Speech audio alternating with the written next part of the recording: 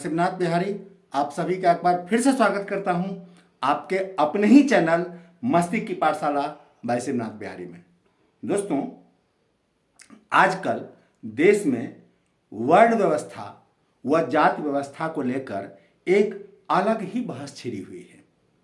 कोई बाबा तुलसी को कटघरे में खड़ा कर रहा है तो कोई मोहन भागवत जी के बयान की व्याख्या अपने अपने हिसाब से करने में लगा है।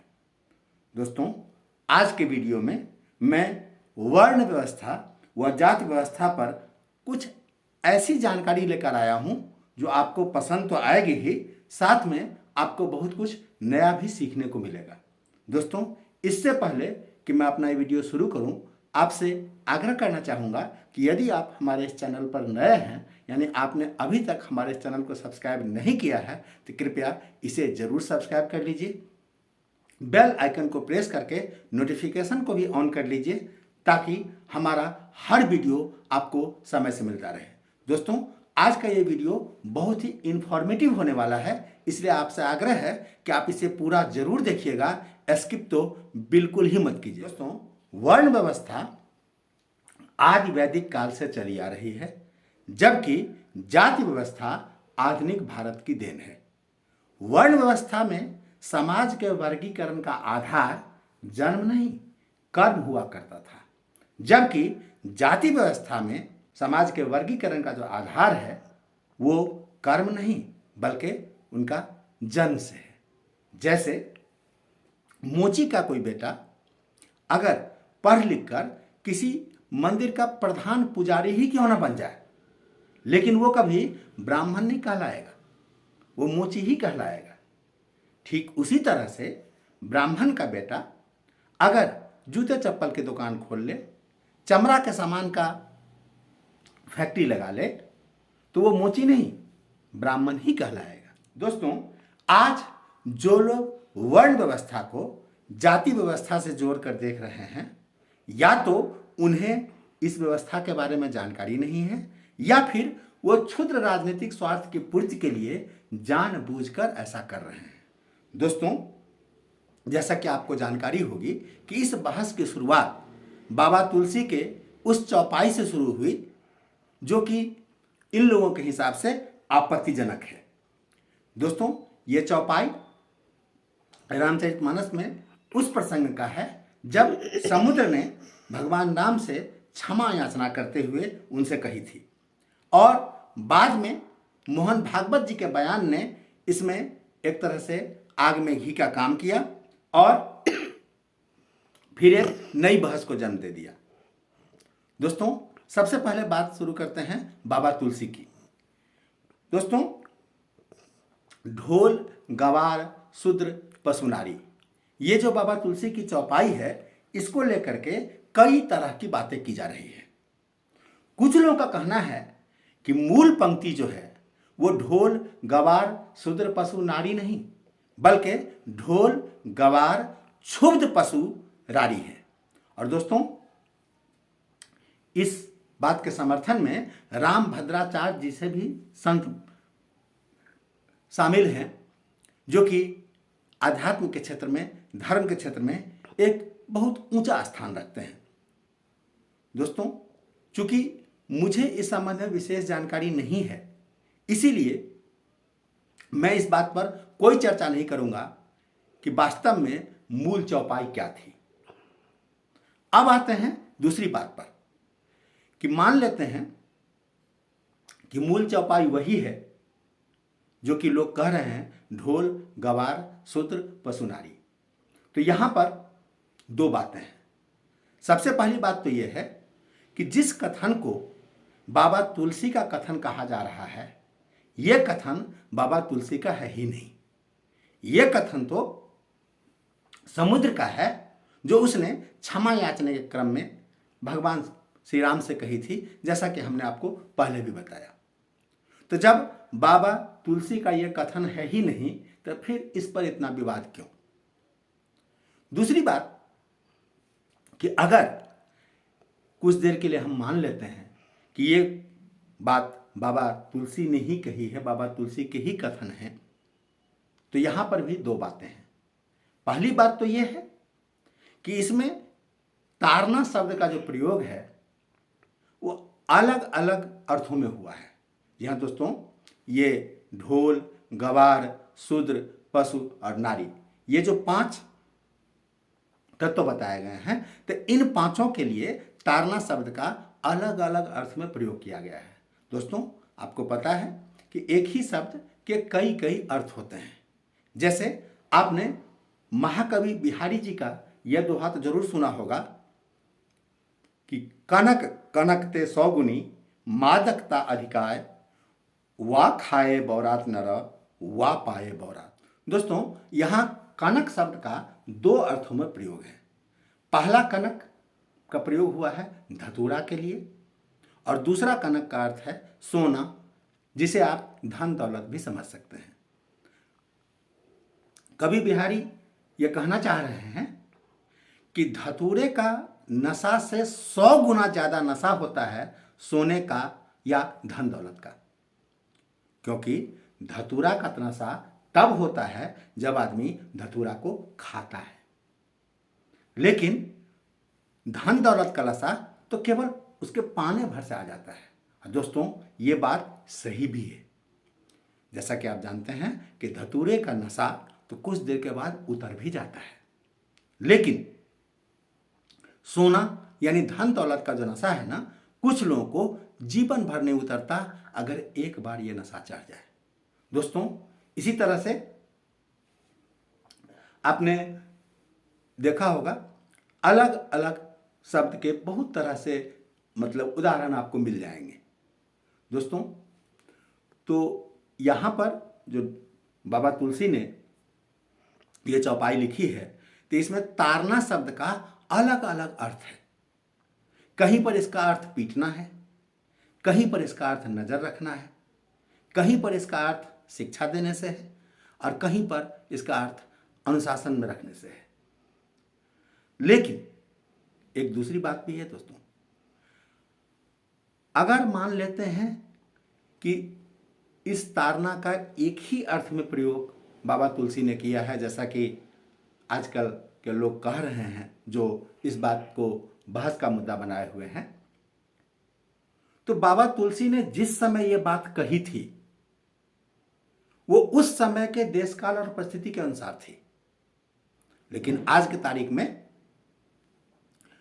परिस्थितियां बिल्कुल अलग हैं, इसीलिए आज की तारीख में इसका अर्थ भी बिल्कुल अलग होना चाहिए। दोस्तों, बाबा तुलसी की इस चौपाई में 2 बातों पर आपत्ति जताई गई है।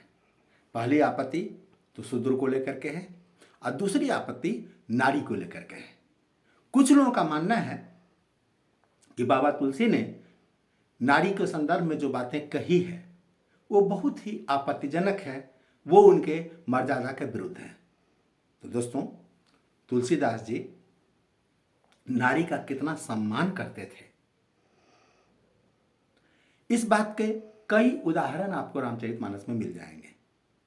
यहां फिलहाल केवल एक उदाहरण काफी है, जब हनुमान ने सीता जी का आभूषण लक्ष्मण जी से दिखा करके उसे पहचानने के लिए कहा।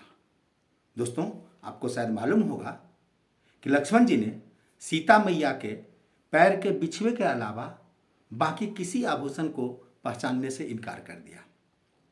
जब हनुमान जी ने इसका कारण पूछा तो लक्ष्मण जी ने जवाब दिया। दोस्तों, इसी से पता चलता है कि गोस्वामी तुलसीदास जी नारी को लेकर के कितना उच्च विचार रखते थे, नारी को लेकर के उनके हृदय में कितना अधिक सम्मान था। दोस्तों, लक्ष्मण जी ने कहा था कि मैंने सीता मैया के चरणों से ऊपर तो कभी देखा ही नहीं, क्योंकि मैं सीता को अपनी मां मानता हूं, भाभी नहीं। हमारे संस्कारों में केवल पत्नी का ही चेहरा देखा जा सकता है। तो जब मैंने बिछुए को केवल पहचाना, इसलिए पहचाना क्योंकि वो पैरों में पहना जाता है। दोस्तों, आपको पता होगा कि जितने भी आभूषण होते हैं बिछुआ के अलावे, वो फिर कमर और उससे ऊपर ही पहने जाते हैं। तो दोस्तों, ये थे गोस्वामी तुलसीदास जी के विचार नारी को लेकर के।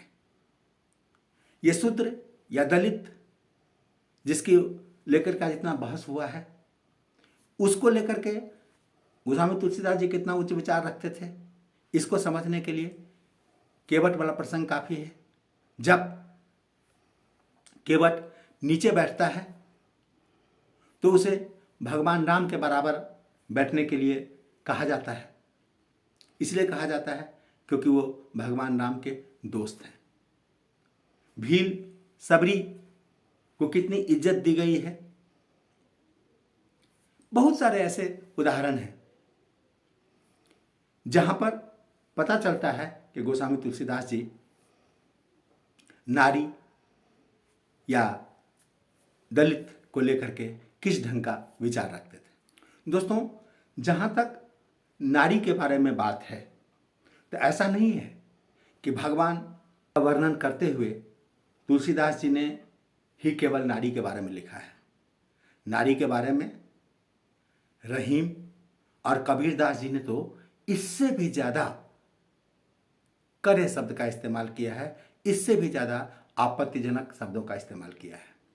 लेकिन ये लोग जो आज रामचरितमानस की प्रतियां जलाने में लगे हुए हैं, वो रहीम का यहां वर्णन कर सकें, ऐसा करने का उनमें साहस नहीं है। और कबीर को तो ये अपना आदर्श मानते हैं, कबीर के तो ये भक्त हैं। तो दोस्तों, क्या बाबा तुलसी ब्राह्मण थे इसीलिए ये बहस शुरू हुई, या फिर उन्होंने प्रभु श्री राम को रामचरितमानस के माध्यम से घर घर में पहुंचाने का काम किया, इसीलिए ये बहस शुरू हुई है। दोस्तों, मेरे हिसाब से दूसरा कारण ज़्यादा उपयुक्त है। दोस्तों, जैसा कि हम पहले चर्चा कर चुके हैं कि वर्ण व्यवस्था जो है वो आदि वैदिक काल से चली आ रही है, जबकि जाति व्यवस्था जो है वो आधुनिक काल की देन है। वर्ण व्यवस्था में समाज भले ही कर्म के आधार पर अलग अलग वर्णों में बटा हुआ था, लेकिन ये छुआछूत या दलितों का उत्पीड़न जैसी कोई बात उस समय समाज में नहीं थी। आप हमारे तमाम संस्कारों को देख लीजिए। 16 संस्कारों में एक शादी का संस्कार होता है, जहां धोबिन, कुम्हारिन, नाइन और चमारिन तक को भी बुलाया जाता है, और उनके बिना ये शादी का जो फंक्शन है, शादी का जो वेद व्यवहार है, वो पूरा हो ही नहीं सकता। सबसे अंतिम संस्कार जो मृत्यु का संस्कार है, दाह संस्कार है, इसके लिए आग डोम से ही लेनी पड़ती है, तभी मुक्ति मिलती है, वरना मुक्ति नहीं मिलती। तो दोस्तों, अगर वर्ण व्यवस्था में छुआछूत वाली बात होती तो हमारे हर फंक्शन में, हर जगह पर उन सबों को क्यों बुलाया जाता। तो दोस्तों, ये जाति व्यवस्था आखिर आई कहां से। दोस्तों, ये जाति व्यवस्था अंग्रेजों ने शुरू की। जब शूद्र लोग हजारों सालों से कभी पीड़ित महसूस नहीं किए, तो आखिर इधर आकर ऐसा क्या हुआ कि वो शोषित, वंचित या पीड़ित हो गए। क्या आपको मालूम है इसका सही कारण? या फिर मैं पूछना चाहता हूं उन लोगों से जो अपने आप को दलित का हितचिंतक मानते हैं, दलितों के नेता बने फिरते हैं, क्या आपको मालूम है कि यह जाति व्यवस्था कहां से आई, या केवल ब्राह्मणों को गाली दे करके आप अपना मन का भड़ास निकाल रहे हो? दोस्तों, यह जाति व्यवस्था एक षड्यंत्र है। दोस्तों, 1932 में बाबा अंबेडकर ने जब अंग्रेजों के सामने लिथियन कमेटी की रिपोर्ट प्रस्तुत की, तो इस लिस्ट में एक्चुअली उन्होंने कंगालों की लिस्ट जारी की थी, कंगालों की एक सूची बनाकर दी थी। अब आप पूछेंगे दोस्तों ये कंगाल क्या होते हैं? तो दोस्तों ईस्ट इंडिया कंपनी ने 1808 ईस्वी में पुरी के जगन्नाथ मंदिर पर कब्जा कर लिया, उस पर अपना अधिकार कर लिया और मंदिर में प्रवेश करने वाले से तीर्थ यात्रा के नाम पर टैक्स वसूलने लगे। इस टैक्स के आधार पर उन्होंने लोगों को 4 कैटेगरी में बांटा। ध्यान से सुनिएगा दोस्तों। पहला कैटेगरी था लाल जतरी, जिसके अंतर्गत उत्तर भारत के अमीर लोग आते थे और इनसे 10 रुपये टैक्स वसूला जाता था। दूसरा श्रेणी को नाम दिया गया निम्न लाल। इसके अंतर्गत दक्षिण भारत के अमीर लोग आते थे और इनसे 6 रुपये टैक्स के रूप में वसूला जाता था तीर्थ यात्रा के लिए। तीसरी श्रेणी का नाम उन्होंने भूरंग दिया था। इसमें उत्तर दक्षिण से कोई मतलब नहीं था। इस श्रेणी में वे लोग आते थे जिसको कि आज हम मिडिल क्लास कह सकते हैं। ये 2 रुपये टैक्स देने की क्षमता रखते थे। अब दोस्तों ये तीर्थ यात्रा के लिए 2 रुपया न्यूनतम टैक्स हुआ करता था। और चौथा और आखिरी श्रेणी है जिसे पुंज तीर्थ कहा जाता था, हमारी भाषा में वो कंगाल है। इस श्रेणी में वो लोग आते थे जो 2 रुपये भी देने की क्षमता नहीं रखते थे। दोस्तों इस श्रेणी के लोग जब मंदिर में प्रवेश करने जाते थे तो बाकायदा इनकी तलाशी ली जाती थी और अगर सचमुच में इनकी तलाशी में इनसे 2 रुपये भी नहीं मिलते थे तो इन्हें अक्सर या तो पीछे के लाइन में लगा दिया जाता था ताकि जब तक उनकी बारी आए तब तक मंदिर में प्रवेश बंद हो जाए, उसके कपाट बंद हो जाए, या फिर सीधा उनको मंदिर से बाहर ही कर दिया जाता था। दोस्तों ये जो पुंज तीर्थ यानी चौथी श्रेणी कंगाल की श्रेणी थी ना, उसमें कुल 17 जातियां थी। लोली या कुसबी, कुलाल या सोनारी, मछुआ, नाम सुंदर या चांडाल, घोषकी, गजूर, बागरी, जोगी, कहार, राजवंशी, पिरेली, चमार, डोम, पौन, टोर, बनमाली और हड्डी। दोस्तों 1932 में जब बाबा साहब ने अंग्रेजों के सामने अपनी रिपोर्ट पेश की थी ये लिथियन कमेटी की, उस समय इन्हीं कंगालों को उन्होंने दलित कहकर पुकारा था और कंगालों को उनका कहना था कि ये जो कंगाल हैं वो पिछले 1000 वर्ष से कंगाल थे और अभी तक कंगाल है। इनका बहुत ज़्यादा शोषण हुआ है और उसी समय से ये अगड़े पिछड़े, बैकवर्ड फॉरवर्ड, शोषित वंचित, छुआछूत, तमाम तरह की राजनीति जो है वो शुरू हो गई। दोस्तों अंग्रेज़ों ने जो ये तीर्थ यात्रा कर लेना शुरू किया था पुरी के जगन्नाथ मंदिर में, वो 1809 से लेकर के 1840 साल यानी 31 साल तक चला और इस तीर्थ यात्रा कर के रूप में अरबों रुपए ईस्ट इंडिया कंपनी के खजाने में जमा होकर के इंग्लैंड पहुंचा। तो दोस्तों जब बाबा साहब ने जिसे दलित कहकर पुकारा है वो दलित नहीं, वो कंगाल थे और अगर वो उस समय 10 रुपये देने की क्षमता रखते तो उनको भी वीआईपी ट्रीटमेंट मिलता। यानी उत्तर भारतीय जो अमीर हुआ करते थे, जो पहला श्रेणी था आपको याद होगा लाल जतरी, वो लाल जतरी की तरह उनको जो है सो ये मिलता।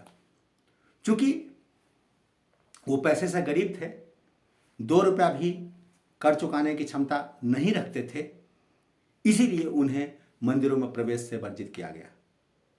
तो दोस्तों, ये जो दलित की बात है,